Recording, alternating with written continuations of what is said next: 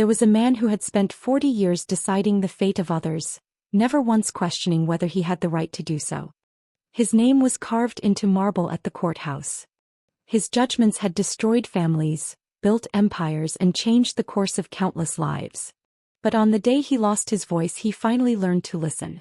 And what he heard would shatter everything he thought he knew about justice, power, and what it means to truly see another human being.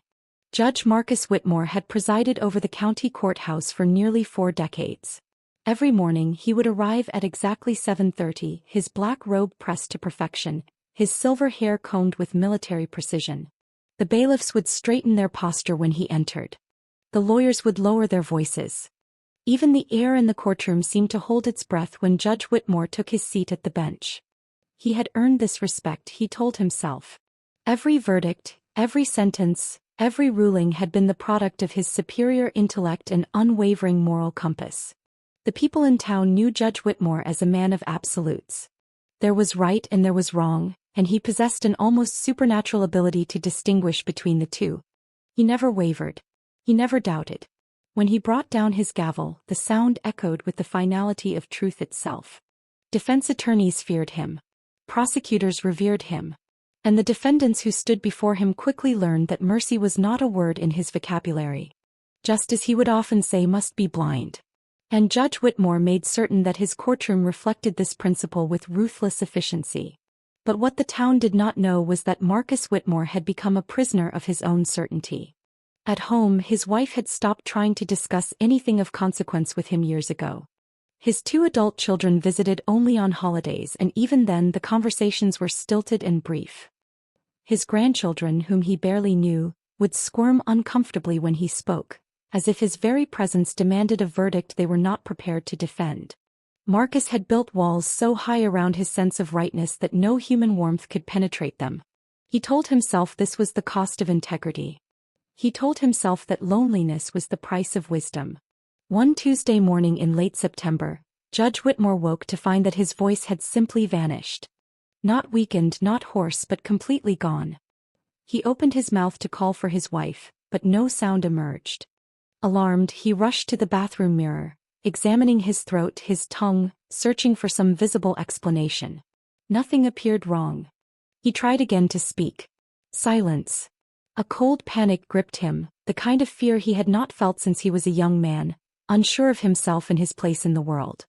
His wife drove him to the hospital, where a team of specialists ran every conceivable test. They found nothing. No physical damage. No neurological disorder. No medical explanation whatsoever. The doctors exchanged confused glances and whispered among themselves. One suggested it might be psychosomatic. Another recommended rest. A third simply shrugged and said that sometimes the body does inexplicable things. They sent Judge Whitmore home with instructions to avoid stress and return if the condition persisted beyond a week.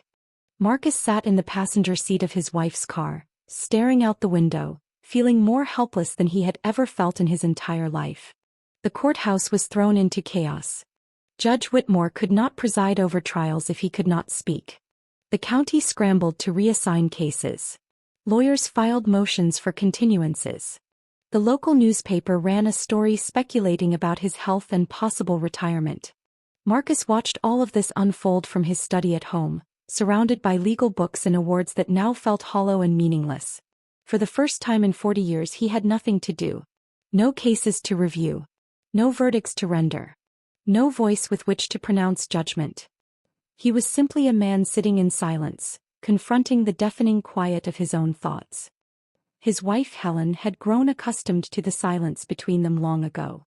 But now that Marcus literally could not speak, something shifted. She began to talk to him in ways she had not done in years. She told him about her day, about the neighbors, about the small joys and frustrations that filled her hours. At first, Marcus found himself mentally arguing with her observations, formulating responses he could not voice. But gradually, without the ability to interrupt or correct or pass judgment, he began to actually hear what she was saying. He began to notice the sadness in her eyes when she mentioned their daughter, who had not called in 3 months. He saw the way her hands trembled slightly when she talked about her fear of growing old alone. One afternoon, Helen suggested they take a walk through the park near their home.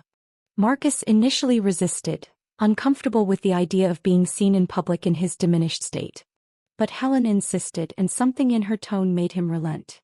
He walked slowly along the tree-lined path, Helen pointing out the changing leaves, the children playing, the elderly couple feeding ducks by the pond.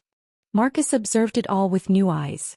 Without his voice to assert his opinions, he found himself simply witnessing the world as it was, rather than as he thought it should be. They sat on a bench near the playground, and Helen began to tell him a story he had never heard before. 20 years ago, when their son was 16, he had been caught shoplifting at the local grocery store. The manager, a kind man named Robert, had called Helen instead of the police. He had sat the boy down and talked to him for 2 hours about choices and consequences. He had given the boy a job at the store, which the boy kept all through high school and college. That experience, Helen said, had changed their son's life. Marcus felt something crack inside his chest. He had never known about this incident. His son had never told him. Helen had never told him. And he understood with devastating clarity why. They had not trusted him with that knowledge. They had known that he would have responded with judgment, with disappointment, with a sermon about character and responsibility. They had protected their son from Marcus's certainty, his inability to see beyond right and wrong to the messy, complicated humanity beneath. That evening, unable to sleep, Marcus found himself reading through old case files from his decades on the bench. He came across the case of a young mother who had been caught writing bad checks to buy medicine for her sick child. He had sentenced her to 6 months in jail, dismissing her public defender's plea for leniency. He remembered feeling satisfied with his decision, certain that the law must be upheld without exception. Now, reading the file, he saw only a desperate woman who had been pushed to the breaking point by a system that offered her no other options. What had happened to her child while she was in jail? He would never know. He had never asked. The next morning, Marcus went to a small community church a few blocks from their home. He sat in the back pew, anonymous and voiceless, and listened to the pastor speak about grace. The pastor told the story of a king who forgave a servant's enormous debt, only to watch that same servant immediately turn around and demand payment from someone who owed him a pittance. Marcus had heard this parable before, but he had always focused on the justice of the king's anger. Now he heard it differently. He heard it as a story about people who receive grace but cannot extend it to others. People like him. That week, Marcus began to venture out more. He would walk through different neighborhoods, observing people going about their lives. He saw the young father struggling to calm a crying baby, exhaustion and love warring on his face. He saw the teenager working at the gas station, counting his meager tips with careful concentration. He saw the elderly woman at the bus stop, clutching her purse, staring at nothing. All of these people, he realized, had stories. Complex, difficult, beautiful stories. And he had spent 40 years reducing people to their worst moments, their biggest mistakes, their most desperate actions. One afternoon, Marcus found himself standing outside the courthouse where he had ruled for so many years. A young man emerged from the building, his shoulders slumped, defeat written across every line of his body. The young man sat on the courthouse steps and put his head in his hands. Without thinking, Marcus sat down beside him. The young man did not recognize the famous Judge Whitmore in this ordinary old man. Marcus pulled out a small notepad he had begun carrying. He wrote, "Are you okay?" The young man began to talk. He was terrified of losing his job, of disappointing his parents, of having this define him forever. Marcus listened. He just listened. And when the young man finished, Marcus wrote, "You are more than your worst decision." The young man read the words and something in his face changed. He nodded slowly, wiped his eyes, and stood up a little straighter. Over the following weeks, Marcus began to understand that his voice had not been taken from him. It had been given away, piece by piece, year by year, as he had used it to elevate himself above others. He had wielded his voice like a weapon, like a throne from which to pronounce judgment. And now, in its absence, he was learning what it meant to be equal. To be humble. To be human. He started volunteering at a homeless shelter, serving meals, sorting donations. No one there knew who he was. No one cared about his 40 years on the bench. One evening at the shelter, Marcus met a man named Thomas. Thomas was in his 50s, his hands scarred from years of hard labor. He told Marcus that he had been in and out of jail most of his adult life. Petty crimes, addiction, bad choices that snowballed into bigger bad choices. Marcus felt a jolt of recognition. He had sentenced men like Thomas dozens of times. He had looked at them with disdain, certain that their problems were the result of weak character. But sitting across from Thomas now, hearing his story, Marcus understood something that had eluded him his entire career. Thomas was not weak. He had survived things Marcus could not imagine. An abusive childhood, untreated mental illness, a system that punished poverty as if it were a crime. Marcus began to write letters. Long letters to people he had wronged, people he had judged too harshly, people whose humanity he had failed to see. He wrote to the young mother who had written bad checks. He wrote to the immigrant man he had sentenced for a paperwork violation. He did not know if any of these letters would reach their destinations. But Marcus wrote them anyway. He apologized. He acknowledged his failures. He asked for nothing in return. His daughter came to visit one Sunday afternoon. It was not a holiday, which made it unusual. Marcus pulled out his notepad and wrote, "I am sorry for not listening to you." His daughter read the words and her eyes filled with tears. She began to talk, hesitantly at first, then in a rush. She told him about her marriage, which was struggling. She told him about her fears as a mother, about feeling inadequate and overwhelmed. She told him things she had never shared because she had always expected judgment, not understanding. And Marcus did not judge. He could not. He could only be present, only bear witness to her pain. When she left that evening, she hugged him tightly and whispered, "I needed this. Thank you." Winter came, and with it a quiet routine. Marcus continued his volunteer work. He continued his walks. He continued learning to see the world without the filter of his own certainty. And then on a cold December morning his voice returned. He tried to speak. "Hello," he said, and the word came out clear and strong.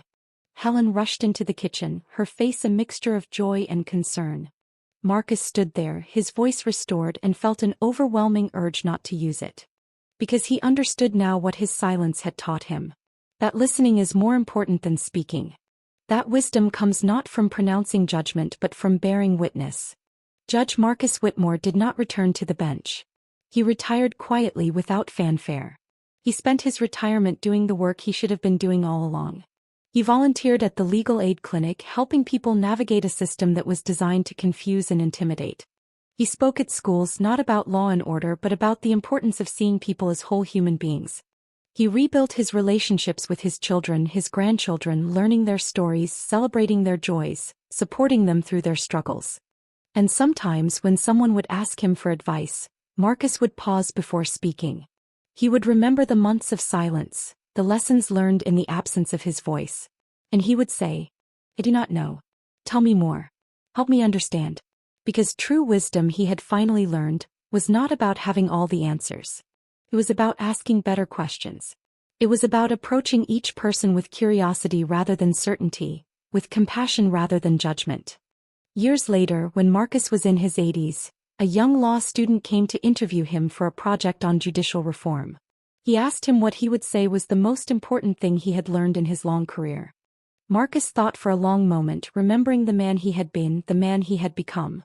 And he said, "I learned that the moment you believe you have the right to judge another person's entire worth based on their worst moment is the moment you have lost your own humanity. We're all struggling. We are all failing. We are all trying to be better than we were yesterday. And the greatest gift we can give each other is the grace to keep trying." Marcus sat in his chair, the winter sun streaming through the window, and felt a deep sense of peace. He had spent 40 years building a reputation as a man of unwavering justice. And he would spend the rest of his life learning to be a man of unwavering grace.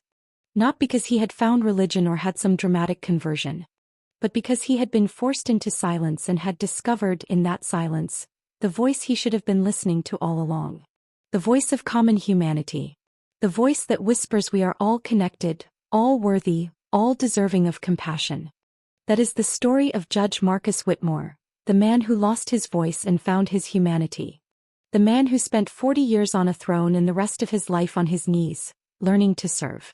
The man who discovered that the measure of a life was not in how many people feared you, but in how many people you helped to feel less afraid. And if there is a moral to this story, it is this: that every single one of us is one moment away from needing grace. One decision away from needing mercy.